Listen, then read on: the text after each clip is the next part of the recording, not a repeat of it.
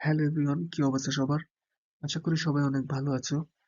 তো গত লেকচারে আমরা কণিকের পরাবৃত্ত অংশের টাইপ 1 থেকে টাইপ 3 পর্যন্ত কমপ্লিট করেছিলাম।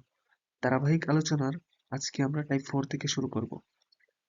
তবে তোমাদের প্রতি আমার সাজেশন থাকবে, যারা টাইপ 1 থেকে টাইপ 3 এখনো কমপ্লিট করো নাই, তারা ধারাবাহিকভাবে টাইপ 1 থেকে টাইপ 3 কমপ্লিট করার পর অবশ্যই টাইপ 4 দেখবে। টাইপ 4, পরাবৃত্তের সমীকরণ থেকে এ এর মান নির্ণয়। এটা কিভাবে করা যায়? সমীকরণের এক পার্শ্বে শূন্য আকারে লিখতে হবে। সমীকরণের সাধারণ নিয়ম যেটা, মনে করো y square is equal to 8x দেয়া আছে, এক পাশে শূন্য আকারে লিখি y square minus 8x equal to 0। ধারাবাহিক প্রথম নিয়মটা আমরা করলাম। দ্বিতীয় নিয়ম, এরপর ফর্মুলা ব্যবহার করতে হবে। এর ফর্মুলা এটা কি? a ইকুয়াল মাইনাস এক ঘাতের সহগ ডিভাইডেড বাই 4 ইন্টু দ্বিঘাতের সহগ। সুতরাং দ্বিতীয় ফর্মুলার ক্ষেত্রে a ইকুয়াল সূত্রের মাইনাস এক ঘাতের সহগ কত, এখানে -8, এক ঘাতের সহগ কত -8, এবং 4 সূত্রের 4 ইন্টু দ্বিঘাতের সহগ কত, y স্কয়ারের সহগ 1। ক্যালকুলেশন করলে কত হয়? পরে 8 নিচে 4, 2। এটা অ্যান্সার। সুতরাং এখানে a এর মান কত, 2। একইভাবে দেখো, এটা বিআইটি 99 2000 সালে আসছে, 1999 এবং 2000 সাল। কি বলছে এটা? সমীকরণ থেকে a এর মান বের করো। কিভাবে করা যায়? আমরা ফর্মুলা জানি। প্রথম পুরোটাকে সমীকরণটা লিখি 4y square minus 20x minus 8y plus 39 is equal to 0। বলছে এক পার্শ্বে, প্রথম নিয়ম হচ্ছে এক পার্শ্বে শূন্য আকারে লিখতে হবে। সমীকরণে আছে শূন্য আকারে। পরের নিয়ম, ফর্মুলা ব্যবহার করা হয়। ফর্মুলা ব্যবহার করি, সূত্রের মাইনাস এক ঘাতের সহগ, উপরে হচ্ছে এক ঘাতের সহগ। এখানে এক ঘাত দ্বিঘাত হচ্ছে 2, কিন্তু এক ঘাত হচ্ছে দ্বিঘাত হচ্ছে y স্কয়ার, কিন্তু এক ঘাত হচ্ছে x। x এর সহগ কত, -20, এবং দ্বিঘাতের সহগ 4 ইন্টু দ্বিঘাতের সহগ কত, 4। ক্যালকুলেশন করি, উপরে প্লাস মাইনাস মাইনাসে প্লাস 20, 4 4 0। ক্যালকুলেশন করো, ক্যালকুলেশন করলে হয় 5/4। সুতরাং a ইজ ইকুয়াল টু 5/4। এটাই অ্যান্সার।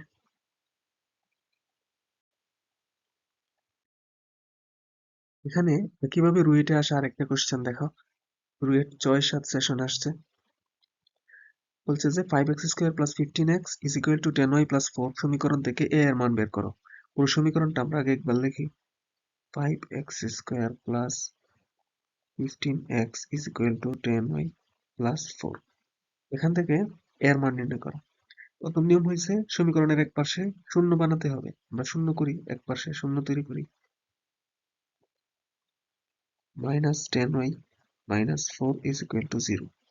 এরপরে ফর্মুলা অ্যাপ্লাই করা লাগে। ফর্মুলা অ্যাপ্লাই কি? a is equal to হয় মাইনাস সূত্রের এটা, যে চলকের বর্গ নাই, অর্থাৎ একঘাত চলক যেটা, একঘাত চলকের সহগ। একঘাত হচ্ছে এখানে y, y এর সহগ 10। নিচে হচ্ছে 4 ইন্টু দ্বিঘাতের সহগ, দ্বিঘাত হচ্ছে x স্কয়ার, x তার সহগ হচ্ছে 5, পরে হচ্ছে 10, নিচে হচ্ছে 20। অ্যান্সার হয় half. a is equal to half. এটা অ্যান্সার।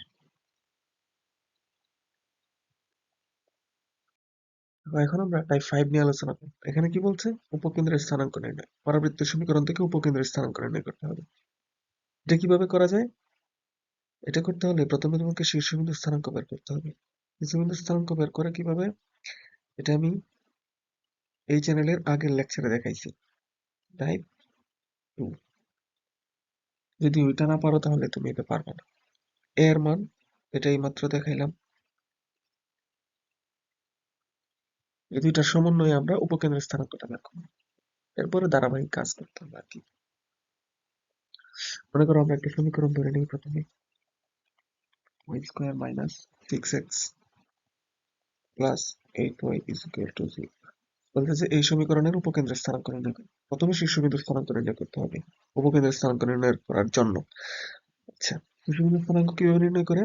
যে চলকের বর্গ তার সাপেক্ষে পুরো সমীকরণকে একবার ডিফারেন্সিয়েশন করতে হবে। ওয়াই এর বর্গ, সুতরাং ওয়াই এর সাপেক্ষে ডিফারেন্সিয়েশন করি।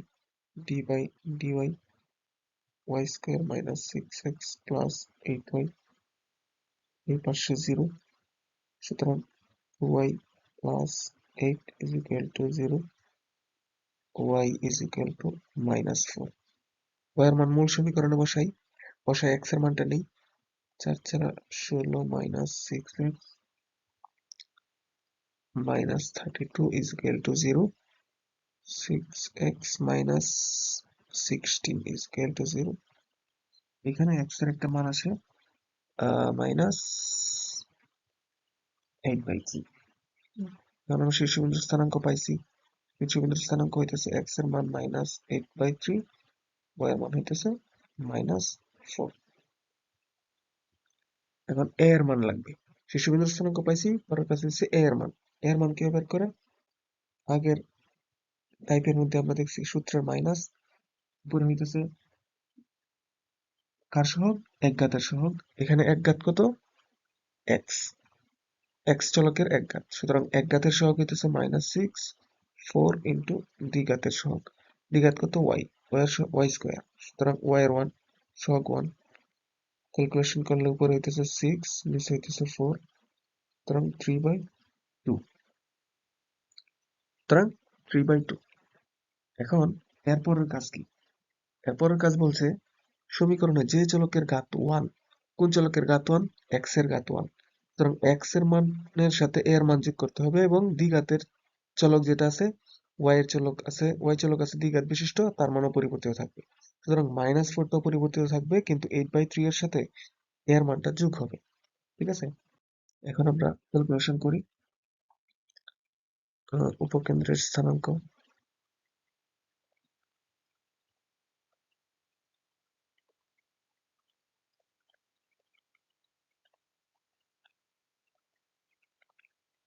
কেন্দ্রের স্থানাঙ্ক মনে করো আমরা ধরে নিলাম আলফা বিটা, ধরে নিছি আর কি। যে চলকের ঘাত 1, কোন চলকের ঘাত 1? আমরা পাইছিলাম x চলকের ঘাত ছিল 1, সুতরাং x চলকের সাথে আমরা a এর মানটা যোগ করব, -8/3। a এর মান ছিল কত? আমরা a এর মান পাইছিলাম +3/2। আর যে চলকের ঘাত ছিল 2, ওইটাও পরিবর্তিত থাকবে। y এর ঘাত ছিল 2, ওইটাও পরিবর্তিত থাকবে। ক্যালকুলেশন করবা, এরপরে ক্যালকুলেশন করলে যা হয় আর ক্যালকুলেশন করো। ক্যালকুলেশন করলে এখানে আসবে লসাগু করবা, নিচে আসবে 6, লসাগু 3 দুগুণে 6, আর উপরে আসবা ক্যালকুলেশন করলে 7, এটাই, আর -4, এটা অ্যান্সার। এভাবে করা লাগে।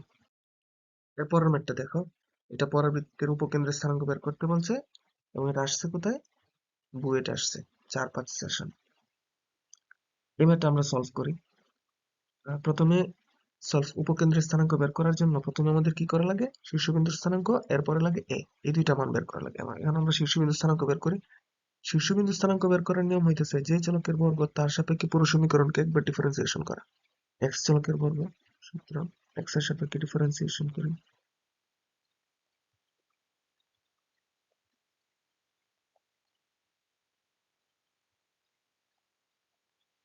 এইখানে x এর মান আসে -2, x এর মানটা মূল সমীকরণে বসাই y এর মানটা নেই, 4 -8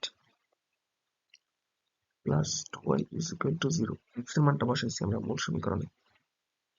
পরে এখানে আসতেছে মাইনাস, y এর মান আসছে শুধু 2, মানে +2 আর কি। সুতরাং শীর্ষবিন্দুর স্থানাঙ্ক আমরা পাইছি x, y, x এর মান পাইছি -2, y এর মান পাইছি +2, এটা আমাদের শীর্ষবিন্দুর স্থানাঙ্ক। এরপর লাগে আমাদের a এর মান। a এর মান কিভাবে বের করে? a হইতেছে সূত্রের মাইনাস, উপরে হইতেছে একঘাতের সহগ। এখানে একঘাত কত ছিল? একঘাত ছিল আমাদের y চলক সংবলিত, y এর সহগ হইতেছে 2 এবং নিচে 4 ইন্টু দ্বিঘাতের সহগ, দ্বিঘাত ছিল x, এক্স এর সহগ হইতেছে এক্স স্কোয়ারের সহগ হচ্ছে 1। ক্যালকুলেশন করলে आंसर আসে কত? -2/4 ইজ ইকুয়াল টু -1/2।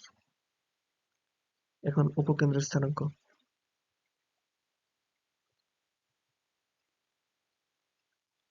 উপকেন্দ্রের স্থানাঙ্ক উপকেন্দ্রের স্থানাঙ্ক হইতেছে যে চলকের ঘাত ছিল 2 ওইটা স্বাভাবিকভাবে বসবে। এখানে ঘাত ছিল কত? এক্স এর ঘাত ছিল 2, সুতরাং এক্স এর মান যেরকম আছে ওই রকমই বসবে। এক্স এর মান ছিল -2, যার ঘাত ছিল 1, ওয়াই এর ঘাত ছিল 1, তার সাথে এর মানটা যোগ আকারে বসবে। 2 প্লাস এর মান ছিল -1/2।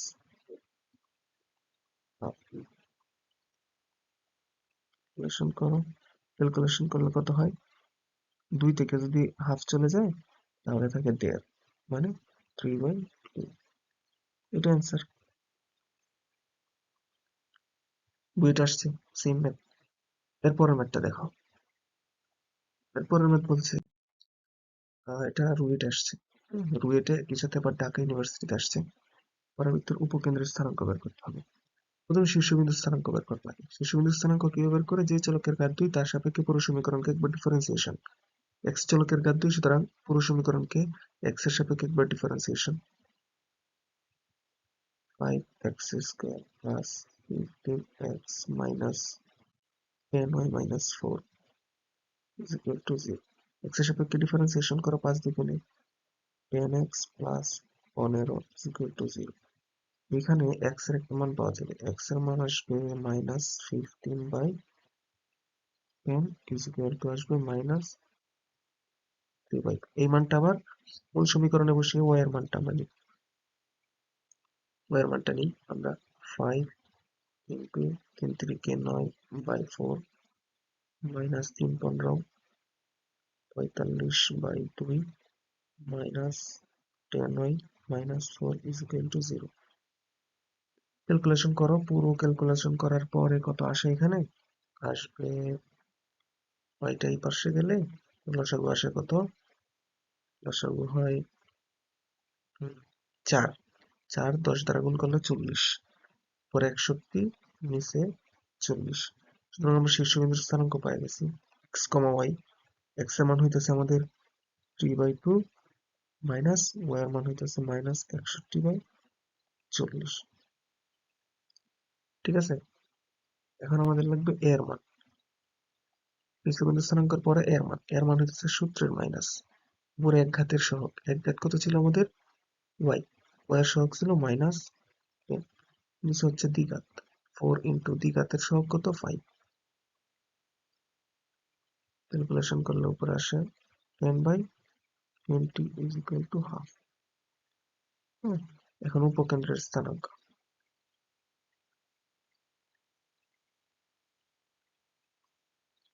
কেন্দ্রের স্থানাঙ্ক হইতেছে দ্বিঘাতের মানটা মানে ওইভাবেই বসবে, এক ঘাতের সাথে এ যোগ হয়। দ্বিঘাত কত? এক্স। এক্স এর মানটা সেম ভাবেই বসবে,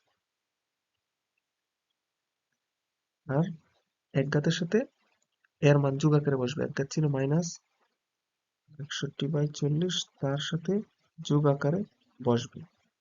ক্যালকুলেশন করো। ক্যালকুলেশন করলে কত হয়? এখানে লসাগু হইতেছে 40। ক্যালকুলেশন করো 20 প্লাস 20 3/2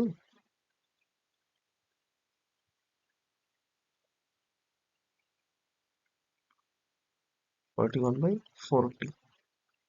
এটা অ্যান্সার। তো এই ক্লাসগুলো তোমাদের কাছে ইফেক্টিভ মনে হলে চ্যানেলটা সাবস্ক্রাইব করতে পারো, সেই সাথে বন্ধুদের কাছে শেয়ার করতে পারো। ঠিক আছে, আল্লাহ হাফেজ। দেখা হবে নেক্সট কোনো একটা এপিসোডে। ধন্যবাদ সবাইকে।